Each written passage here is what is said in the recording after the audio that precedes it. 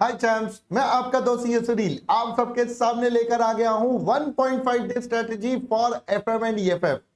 दोस्तों, हमारा FM EFF का पेपर होने वाला है 17 नवंबर को। उससे पहले आप अपना 15 नवंबर को पेपर देकर आ चुके होंगे लास्ट। तो दोस्तों 15 नवंबर को जो आप पेपर देकर आएंगे, उसके बाद मैं मान के चल रहा हूं आप लगभग 5 घंटे उस दिन जरूर जरूर जरूर पढ़ेंगे, है ना। उसके बाद 16 नवंबर को हमारे पास पढ़ाई के लिए है 13 से 15 घंटे और 17 नवंबर को 4 से 5 घंटे। अब हमें आज आपके साथ ये डिस्कस करना है कि भाई इन सब आवर्स में किस तरीके से अपनी चीजों को मैनेज करें जिससे हमारा बेस्ट रिजल्ट या आउटपुट निकल कर आए और आप अपने एग्जाम में एकदम सफल होकर निकले। तो दोस्तों ये स्ट्रेटेजी आज ही डिस्कस करना जरूरी है, बिकॉज एडवांस में प्लान हमेशा काम आता है। लास्ट डे पर आप प्लान करेंगे तो हशप पे गलतियां होने के बहुत सारे स्कोप होते हैं। तो भाई इसलिए अभी ठंडे दिमाग से ये सारी चीजें हम अभी के अभी प्लान करेंगे। मैं उम्मीद कर रहा हूं अभी तक आपकी तैयारी एकदम मस्त चल रही होगी बीड़ू, है ना। अब बारी आती है बेटा इसकी। अब स्ट्रेटेजी का क्या? देखो दोस्तों, सबसे पहली बात, जब भी आप किसी भी पेपर के लिए अपनी स्ट्रेटेजी बनाते हैं तो आप ये मान के चलिएगा लास्ट पेपर जो भी हुआ, जैसा भी हुआ, अच्छा बुरा एवरेज जो भी हुआ बेटा, आप उसके बारे में भूल जाएंगे। क्योंकि अगर आप उसको अपने दिमाग पर हावी होने देंगे, स्पेशली जब अगर मान लो कभी किसी का पेपर थोड़ा बहुत अच्छा नहीं हो पाता, तो भाई अगर वो आपके दिमाग पर हावी हो गया तो अगले पेपर की स्ट्रेटेजी बेटा आधी खराब हो जाती है। बिकॉज जो आपको आपने प्लान करा होता है आउटपुट, वो आपका आउटपुट जनरेट ही नहीं हो पाएगा, वो आपके पास निकल ही नहीं पाएगा। उस चक्कर में बेटा सारा का सारा स्ट्रेटेजी गड़बड़ हो सकता है। सो पहली बात, जो बीत गया सो बीत गया, उस पर फोकस मत करना एग्जाम के दौरान। ये एक जनरल पॉइंट है बेटा सभी पेपर्स के लिए। ऑलराइट, चलिए अब हम देखते हैं बेटा इन सारे डेज में हमें किस किस तरीके से अपनी प्लानिंग करनी है, कौन सा टॉपिक कब कैसे क्या कितने आवर्स एंड सो ऑन। अब देखो दोस्तों, मैंने आपके लिए डे वाइज स्ट्रेटेजी तैयार करी है। 15 को क्या करना है, 16 को क्या करना है, 17 को। तो आइए दोस्तों अब एक एक करके समझते हैं। तो देखिए, सबसे पहले अगर मैं 15 नवंबर की बात करूं तो आप पहला पेपर देकर आ चुके होंगे, थोड़े से थके हुए होंगे, तो मैं मान के चल रहा हूं आप 5 घंटे करीब पढ़ेंगे। अब इन 5 घंटों में बेटा आपको क्या करना है, कॉस्ट ऑफ कैपिटल, लिवरेज और कैपिटल स्ट्रक्चर, ये 3 टॉपिक करने हैं। मैंने एम्पल टाइम दिया 5 घंटे। जैसे अगर मैं बात करूं लिवरेज, तो बेटा ये बहुत छोटा टॉपिक है, आपका बड़ी जल्दी खत्म हो जाएगा। इनमें मे भी थोड़ा बहुत आप एक्स्ट्रा टाइम लगा लें, तो ये आपको काम करना है, ठीक है, पहली बात। अब आपको लगता है यार मेरा तो 5 घंटे से पहले खत्म हो गया, जल्दी खत्म हो गया, तो कोई बात नहीं, आप बेटा इधर वाले में से, इसमें से या इसमें से कोई भी एक टॉपिक बेटा ऊपर शिफ्ट कर सकते हैं, वो आपका उस टाइम की सिचुएशन पर होगा। बट हाँ, आपको 5 घंटे लग जाती है लगभग इन 3 टॉपिक्स को करने में। सर अब दूसरी बात आती है 16 नवंबर को क्या करना है। तो बेटा इस दिन सबसे पहले स्टार्ट करेंगे बेटा अपने कैपिटल बजटिंग से। तो कैपिटल बजटिंग और risk analysis in capital budgeting, ये 2 टॉपिक सबसे पहले आपको 16 नवंबर को स्टार्ट करने हैं। अब देखो कई बच्चे कहते हैं सर हम तो रात को पढ़ते हैं, तो बेटा वो रात को अपना ब्लॉक उठा लेना, जितनी देर का उन्हें पढ़ना है। मैंने 3-3 घंटे के 3 ब्लॉक बनाए हैं, तो आपको जो पढ़ना है पहले वो उठा लेना, आगे पीछे चैप्टर्स आप अपने हिसाब से इसमें मॉडिफाई कर सकते हैं।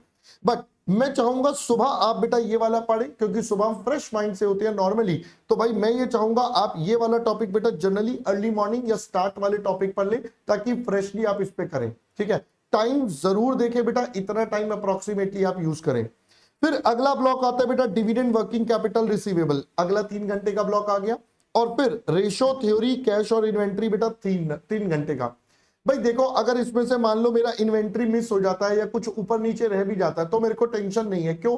ये बेटा हमारा ऑलरेडी हम पढ़ चुके होते हैं मटेरियल में, आप कॉस्टिंग का पेपर दे चुके हो। अगर आप सिर्फ बोथ ग्रुप दे रहे हो, ग्रुप 1 दे रहे हो तो भी कोई दिक्कत नहीं, ग्रुप 2 दे रहे हो तो भी कोई दिक्कत नहीं है। तो जिस भी तरीके से ये टॉपिक हमारा पुराना है तो आगे पीछे we can manage. I hope पहले बेटा इतनी बात समझ में आ गई। फिर लास्ट बेटा हमें 4 से 5 घंटे ईएफएफ पर लगाने। अभी मैं बताऊंगा एक एक करके पढ़ना कैसे, पहले मैं ओवरऑल प्लान बता रहा हूं। तो 16 को आपने बेटा ये सारा कंप्लीट करा, 15 को ये कर लिया। अरे सर ये तो सारा का सारा कोर्स ही हो गया 2 दिन में। मैंने कहा हाँ जी, 1.5 दिन में मैंने आपका सारा का सारा कोर्स कर दिया। आपका बोला था मैंने 5 घंटे 15 नवंबर, लगभग 13 से 15 आवर्स मैंने 16 बोला था, तो देखिए बेटा 9 और 4 13 आवर्स का मैंने आपका यहाँ पर शेड्यूल बना दिया है।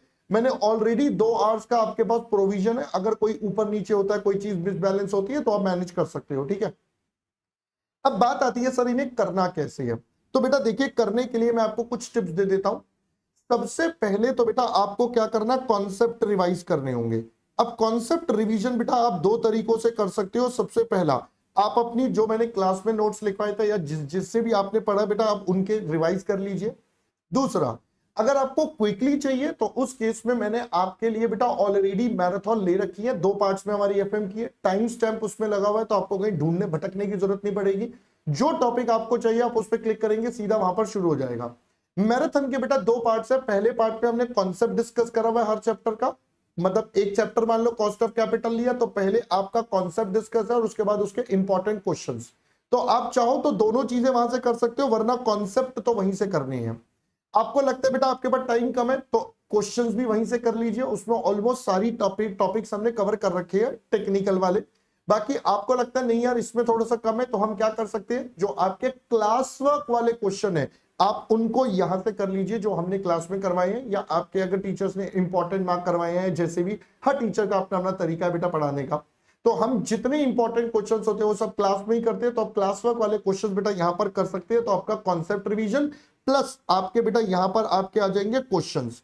अब ये क्वेश्चंस बेटा मैंने आपको बता दिए, या तो आपने अगर करना है तो आप मैराथन वाले क्वेश्चंस कर ले, प्लस क्लास क्वेश्चन जरूर देखें बेटा, ये जरूरी है, ये जरूरी है, इसके बिना काम नहीं चलेगा। तो क्लास क्वेश्चंस एक बार जल्दी से ऑडिट जरूर कर ले, मेन पॉइंट्स पढ़ ले।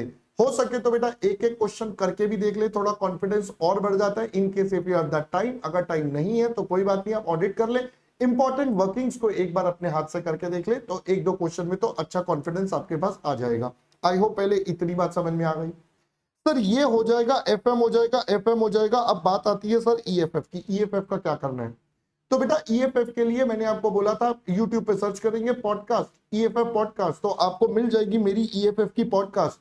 आप उसके थ्रू बेटा ये पूरा ईएफएफ रिवाइज कर सकते हैं। मैंने अपनी क्लासेस में भी ये बात बोली है भाई, ये जो ईएफएफ है पॉडकास्ट का, ये लगभग 4.5 घंटे में मैंने पूरा का पूरा इकोनॉमिक्स ऑडियो नोट्स में कवर कर रखा है। अब अगर आपने स्पीड बढ़ा के भी देखा तो भी आप इसको जल्दी से जल्दी कवर कर सकते हैं। अब ये आपके ऊपर होगा आप कितनी देर लगाना चाहते हैं इसमें, ठीक है। तो यहां पर आकर 2 दिन का स्केड्यूल मैंने आपको पूरा का पूरा समझा दिया। अब बात आती है बेटा 17 द मोस्ट इंपॉर्टेंट डे। तो भाई इस दिन सबसे पहले मैं 1.5 से 2 घंटे लगाकर ईएफएफ के न्यूमेरिकल्स करूंगा, क्योंकि यहां से मेरे लगभग 10 से 15 या कभी कभी 18 नंबर भी कवर हो जाते हैं। तो भाई ये मेरे लिए एक इंपॉर्टेंट पार्ट है। इसके लिए बेटा मैंने आपको सारे पीवाईक्यूज ऑलरेडी दे रखे हैं, आप अपने पीवाईक्यूज एक बार देखेंगे और एसएम के क्वेश्चन या क्लास में जो करवाए हुए वो क्वेश्चन आप उनको एक बार देख लेंगे, तो आपके 1.5 से 2 घंटे में बेटा सारे ईएफएफ के न्यूमेरिकल्स एकदम रेडी हो जाते हैं। बचे हुए 3 घंटों में आप ईएफएफ का पॉडकास्ट से रिवीजन कर लें और साथ साथ एफएम के जो कॉन्सेप्ट है वो कर ले। तो कॉन्सेप्ट का रिवीजन के लिए बेटा मैंने आपको जो मैराथन ली है उसके नोट्स टेलीग्राम पर अवेलेबल है। वहां पर जितने कॉन्सेप्ट है, जैसे मैंने बोला 2 पार्ट्स में, पहले कॉन्सेप्ट है फिर क्वेश्चंस है, तो कॉन्सेप्ट वाले से आप मल्टीपल टाइम चीजों को रिवाइज कर सकते हैं। वो आपके लिए बहुत ज्यादा बेनिफिशियल और हेल्पफुल रहने वाला है। तो भाई आपके लिए दोनों तरीकों से हमने पूरी की पूरी तैयारी करवा दी है। तो अब आपको ये पूरा का पूरा प्लान समझ में आ गया होगा। 15 को क्या करना है, 16 को क्या करना है, कैसे करना है, और 17 को, और फाइनली बेटा 17 को आपने अपना पेपर देना है। और दोस्तों अब आपको अपने ऊपर सबसे इंपॉर्टेंट विश्वास रखना है। You have to believe you can, mark my words, you have to believe you can do it. और यकीन मानिएगा आप ये करके दिखाएंगे, आप इसमें बहुत अच्छे से परफॉर्म करके दिखाएंगे। बस छोटी छोटी सिली मिस्टेक्स अवॉइड करना, क्वेश्चन को ध्यान से पढ़ना है, क्वेश्चन की रिक्वायरमेंट पे फोकस करना है। आप ये छोटी छोटी बातें ध्यान रखेंगे तो आप बहुत अच्छे तरीके से पेपर को कर पाएंगे। स्टे पॉजिटिव माइंड से काम करना है, कुछ भी नेगेटिव थॉट आपके दिमाग में नहीं आएगा, ठीक है जी। और जैसा कि मैं हमेशा बोलता हूं, हमने इतनी मेहनत करी पास्ट में, हमने इतनी मेहनत करी इन सब्जेक्ट्स में, अब बेटा फाइनली वो दिन आ गया है। अब वो फाइनली दिन आ गया है, जितनी आपने पढ़ाई करी है अब वो सारी पढ़ाई काम आऊगी। जी हाँ, वो सारी की सारी पढ़ाई काम आऊगी। तो दोस्तों अब आपको जुट जाना है, लग जाना है, और उस पढ़ाई काम आऊगी का यूज करके अपने एग्जाम को एकदम बढ़िया तरीके से करना है। और एकदम सक्सेसफुल होके निकलना है। ऑलराइट दोस्तों, चलो मैं उम्मीद कर रहा हूं ये स्ट्रेटेजी आपको समझ में आ गई होगी। इसके अलावा आपके लिए डाउट्स के लिए हम हमेशा आपके लिए रहेंगे। हाँ, इंपॉर्टेंट सर, ये मैराथन जो होगा वो कौन सा बेटा, उसका लिंक नीचे डिस्क्रिप्शन में गिवन है। मैं इस बार लाइव मैराथन नहीं ले रहा because I believe live marathon में मैंने पास्ट में देखा है बच्चों का ना थोड़ा सा टाइम वेस्टेज ज्यादा होता है। बच्चा बेटा हमारे साथ ही लगा रहता है और वो कुछ देख करता है नहीं, बस वो देखता रहता है, ऐसे बैठा रहता है बैठा रहता है बैठा रहता है। उस चक्कर में क्या होता है, कई बार वो परेशान हो जाता है। तो मैंने इस बार डिसाइड करा कि भाई मैं जब पढ़ता था तो अपने टाइम पर तो कोई लाइव मैराथन का सिस्टम नहीं था। खुद पढ़ना है, सेल्फ स्टडी करनी है, क्योंकि जो क्लासेस लेनी थी, मैराथन लेनी थी, सब ले चुके हैं। Now it's just time to revise thing. तो जितना खुद से करोगे उतना जीवन में और सक्सेस पाओगे। मैराथन इसलिए हमने पहले ही डाल दिए थे, अब आप उनके थ्रू बेटा सारा का सारा रिवीजन कर सकते हैं। ऑलराइट, चलो दोस्तों, with this all things I wish you all the best for your exam and चक दे। इस बार बेटा मस्त तरीके से पास हो गए। मैं आपका रिजल्ट के एग्जाम्स के बाद वेट करूंगा आपके रिव्यूज का। ऑलराइट, चलो दोस्तों, that's all from my side. So your friend saying see you Sunil saying bye bye, wish you all the best for your exam. Bye bye दोस्तों।